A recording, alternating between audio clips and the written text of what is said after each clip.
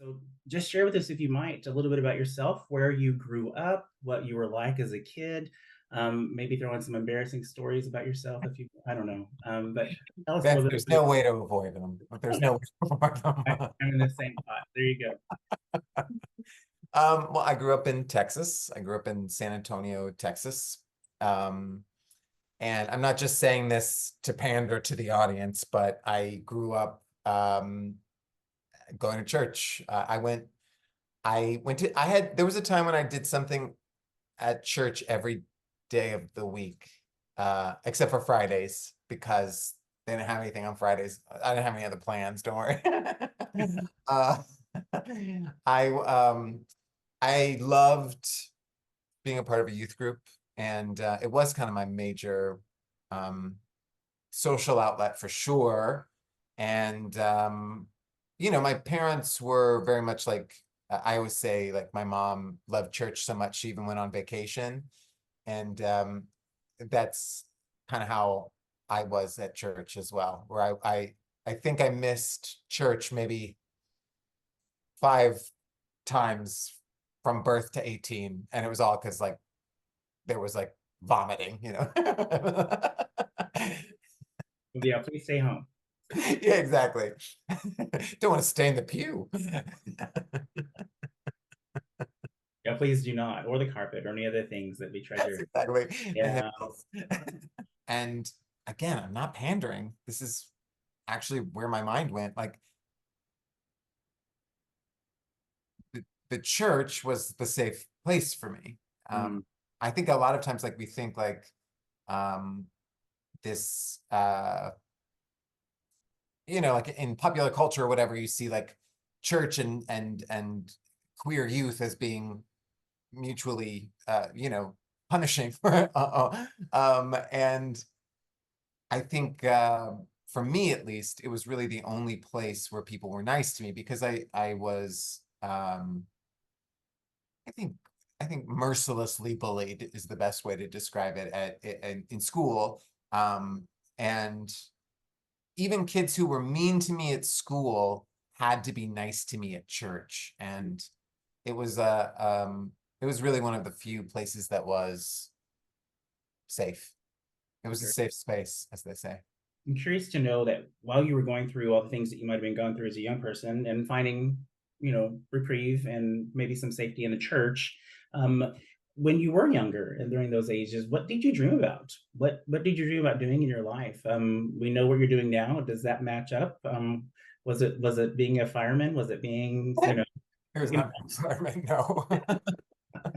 I did dream about performing. I always wanted to be a performer. I always wanted to act. Since I saw E.T. and I found out that Elliot was a child actor, I was like, I want to be an actor.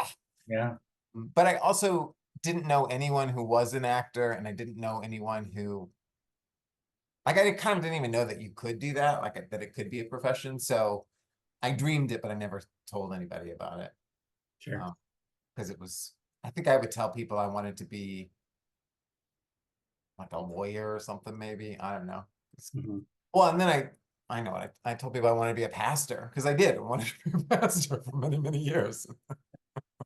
I was waiting on that. I was like, wait, I, I think I they're know. all like performing adjacent. And it's like all these jobs require like standing up in front of an audience and giving a little speech.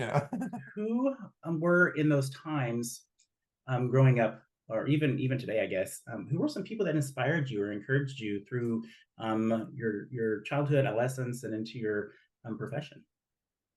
Um, well, I didn't really have any like teachers when I was a young person who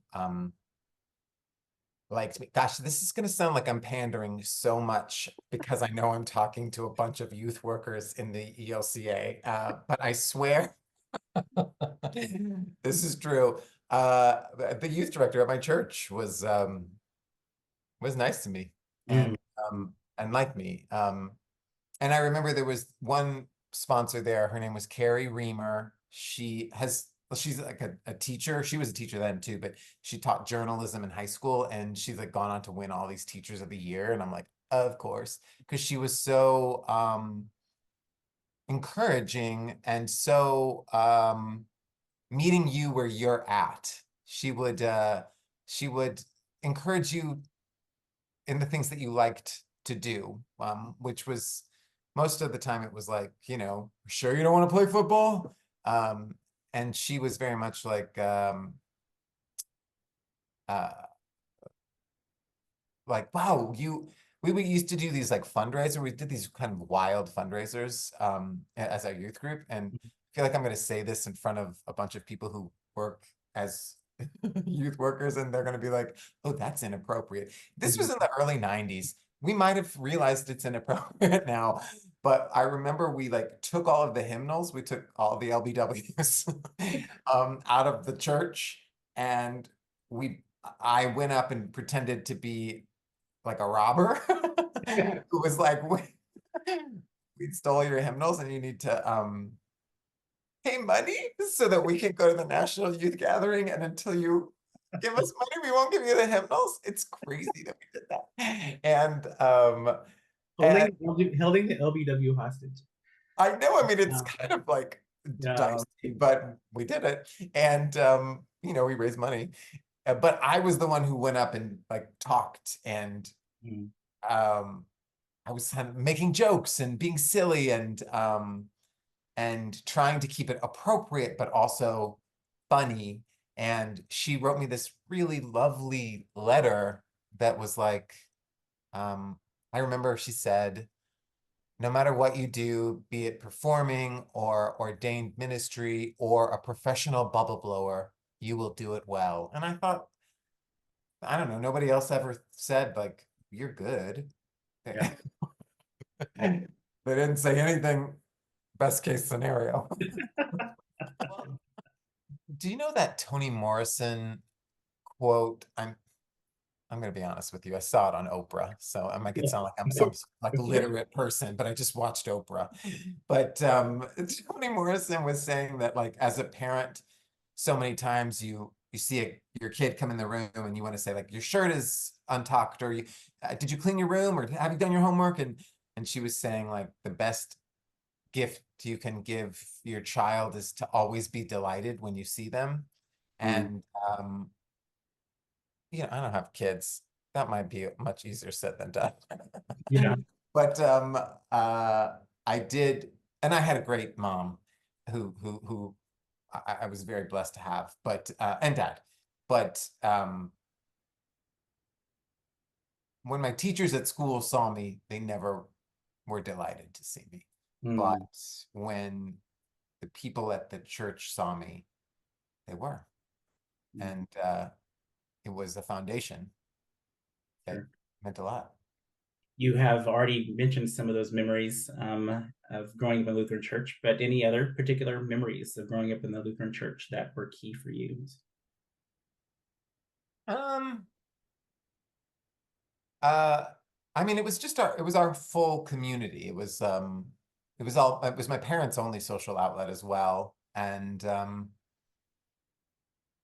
uh, it just was a place to belong, whereas uh, school was not. And and I liked that. And I liked, um, after college, uh, I did this place called I did this program called Urban Servant Corps, which is affiliated with the ELCA. It's in Denver. And I really saw that churches were the place that were providing a lot of the social services for folks who needed help. And the city was not. Uh, Mhm. and I always find that to be so beautiful that the churches are actually, that have food banks and that have rental assistance and that are welcoming to LGBTQ youth and LGBTQ older people. Indeed. Great. Well, you mentioned the Urban Servant Corps, which is there in Denver, a great organization. but you were on the track. You were on the track to do some hardcore ministry. You did hardcore ministry while you were on that track, um, in youth ministry in particular. Can you share with us kind of what your stint was like, what your call was like in that moment, to do youth ministry in the ELCA? Yeah, that's so funny. I was on the track. Hmm. It makes me feel sort of important. I I worked in outdoor ministry. I worked at a place called Sky Ranch. I also did a lot of retreats at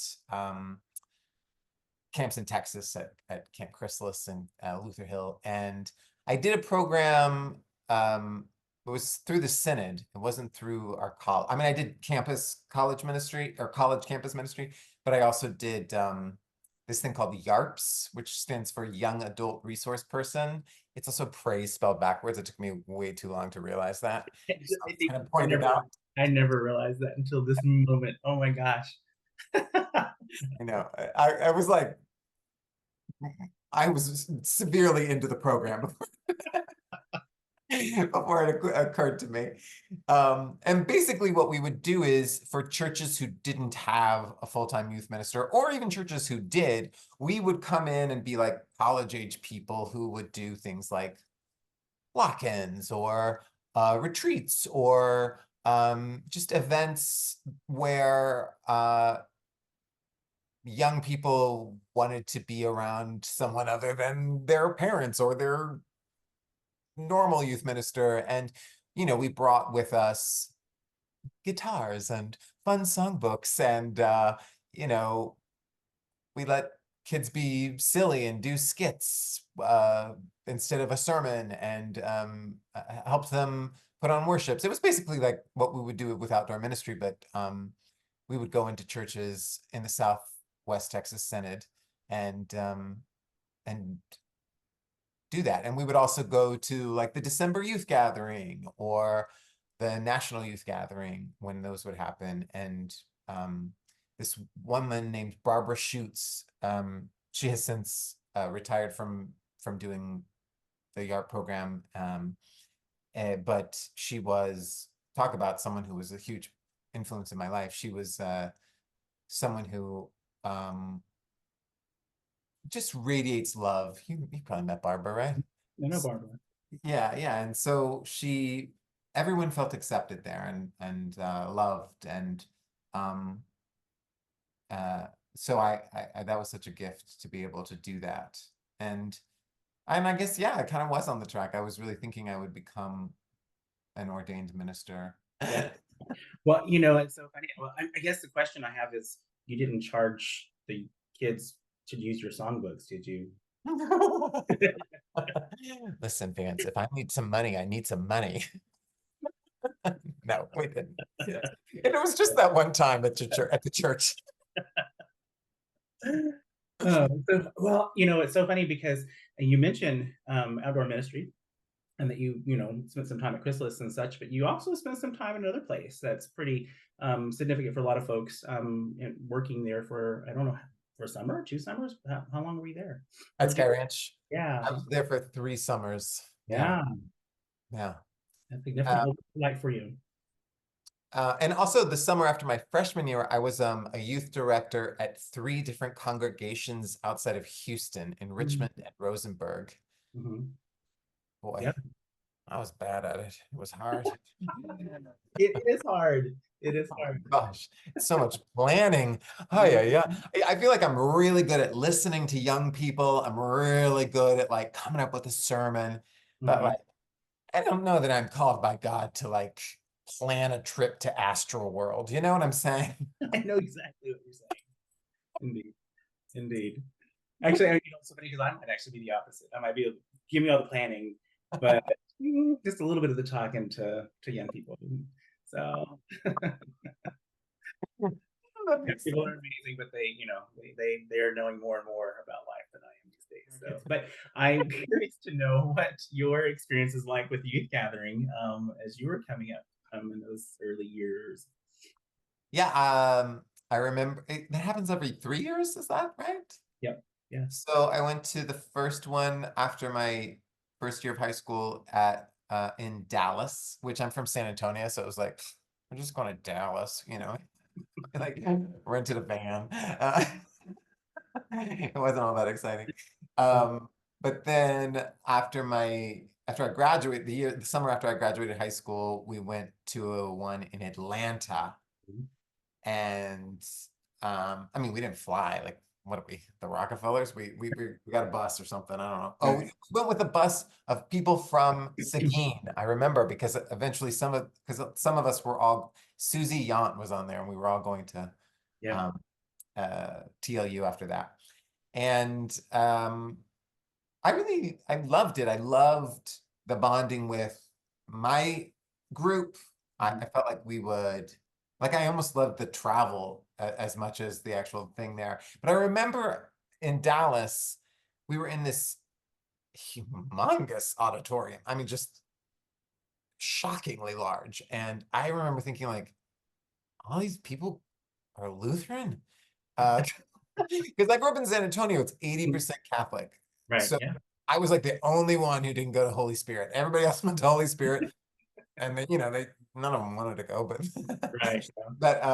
Yeah. me and like five kids went to Shepherd King Lutheran Church, and it was such a crazy thing to see all of these kids who knew how to sing Pharaoh, Pharaoh. Uh, and Really well. We were practiced. We were practiced indeed. um, So you obviously were a church worker. You were a youth worker. mhm, You did a lot of diverse things in the church. Thank you for that, for all the lives that you've impacted in the work that you did in the church at such an early age. But you were on a track, right? You potentially ordained ministry. mhm. So what changed your mind? Well, honestly, coming out. Yeah, Um, coming out. Yeah, at the time, I know that this has changed, but at the time, you you could be an out gay person, but you had to be celibate. Um, and didn't appeal. sure. It didn't appeal, and it didn't feel fair. And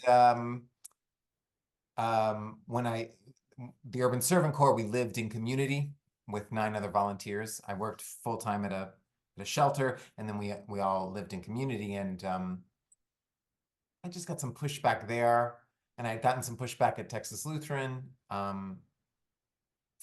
And I remember our Crost seminar, our senior year, was about um, LGBTQ. I don't even think they had all the letters at the time, but Right. it's probably just like gays in the church or something. Yeah. Not even the lesbians, poor things. Um, and it was uh, scary. It was just scary. I thought, like, even if I were celibate, I don't think a church would want me. Hmm. And so I moved more towards social work, and I worked at the Denver Department of Public Health for a couple of years. And then I told everyone I was going to New York to get my master's in social work at NYU, which I had applied and been accepted for. And then I deferred, and I just kept on deferring because I knew, I think the truth is I just wanted to be in New York. I wanted to be at a place where I could um, be a star. Indeed. And so I was like, I'm gonna just try it. And I think in my mind I was like, I'll try it for 1 year. And of course, by the end of that year, I was like, I'm barely started, and I'm 25. I instead of taking on literally hundreds of thousands and dollars in debt, why don't I just try to become what I really dream of becoming? Not to hit the theme too hard, but Yeah. anyway. Yeah. Yeah, that's great. That's great. Well, then you talked about how you were always a performer, even as a young person, and whether it be in school, I'm guessing, and or at church, apparently. Yeah. But what is that draw on to being a performer? But more, I guess, like safe to say, more specifically to improv or comedy. What is that for you? Um, I don't think I'm drawn to comedy more than I am to drama. I'm just not cast in anything but comedy. Yeah. Um, and and I think that's because of the world and the way I look and I'm never going to be cast as a leading man and you know whatever. What am I going to do? Change the entire societal structure of who is deemed important? I'm trying. Um, Thank you. Thank you. um, but I love hearing people laugh. I love the immediate reaction. I love, even when you're shooting something on TV, the crew laughs and the director giggles and when it's hitting. Mhm. Um, so it's a rather immediate reaction. But I, I I love drama too. I watch a ton of it. Yeah. So I would Yeah. it too, but I just don't let me. Yeah. No, I was born in Kansas. Oh, I didn't know Grew that. up on the reservation in You- Oklahoma, of course. All What's that? right. I always think of you as Oklahoma. Well, Yeah. we were in Kansas for a year, and then I, of course, grew up back on the reservation, and then of course moved to Texas and all these other places. So it's been really wonderful to be able to, because I lived in both large cities and then small towns where I'm at again here on the reservation, and it's much easier to find places, even communities of faith that are welcoming. So yeah, so what I see in Joel. Um, and somebody somewhere is really helpful to me, and I'm sure even if just it's one of those things where like as a kid I don't never saw myself as a young native person with anybody on the screen that was actually a native person. Right. And so now now I'm 29 years old and I find myself um find myself you know Yes, exactly. We're 29. 29 if anybody asks. And so I now see you in Joel, right? And um once again I'm feeling like in this moment I'm seeing someone who looks like me.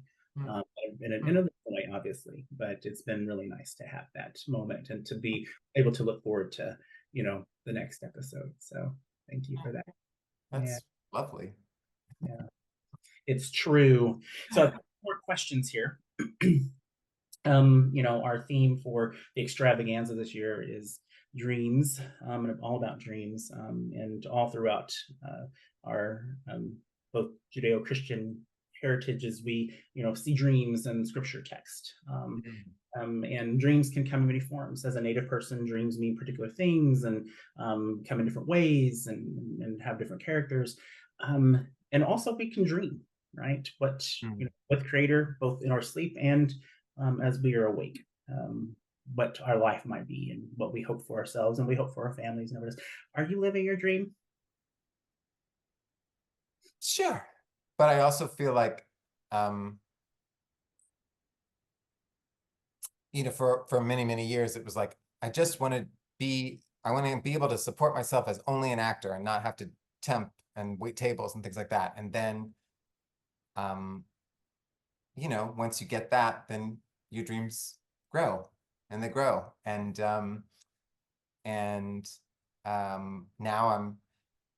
for a long time I dreamed about not being single, and now, well, it's been 16 years, so it's been a minute, but I'm not single anymore. And I dreamed about having a dog, and now I have a dog. But there's always more dreams, and I think that's important. I think that's really important to not just be like, I got it. uh, um, because you know that means no hope. Mm, That's not fun to have a life without hope. yeah. And I think that sometimes uh, uh, um, I mean, we're only 29, so we wouldn't know anything about this, but there comes a moment where you reach a certain age and you haven't, and that age in your mind means, um, whoops, it didn't happen. And I'm just constantly moved that people who are on the wrong side of 40 or 50 or 90 still dream, still have hope. And I realize this is for a group of people working with youth, so whatever. Turn around, talk to the old lady behind you. She's great too. I am great too. What are your dreams for a future generation, for younger generations? Hmm. What might you hope for them? Uh, I mean, my dream is that, and I see it. I see it happening. I think that this is not such a far field dream, but my dream is that young people will say a lot of the things that this world has been doing as just regular operations are flawed, and we should change those so that um, so that there isn't um, you know, emphasis on money over humanity, emphasis on the right type of person versus humanity, and I guess the biggest hope and dream is that um, that that golden rule that we've been taught since we were about 2 years old would really be embodied by people and by institutions, by industries, and by our faith communities too. Yeah, that's Yeah. good. Well, I hope those same things as well. I'm going to pray that your dreams for future generations is one that can be realized more quickly than later. And so, thank you for offering that goodness and wisdom to us today. In fact, thank you for taking the time to be with us and to share a bit of your story. There are many of us in the church who have found out that you are an ELCA Lutheran who are excited for you and proud of you. Yeah. And are looking forward to following the rest of your dreams and the rest of your career as you live into your vocation, one that is really exciting for us to watch. So thank you so much for your time and for your energy and your gift of hope. And we look forward to seeing you on the screen in another place. Thank you so much, Jeff. Thank you. And thank you, Vance, for doing this. I appreciate it. Yeah, my pleasure. We'll talk again very soon. We got a lot of things to catch up on. I know.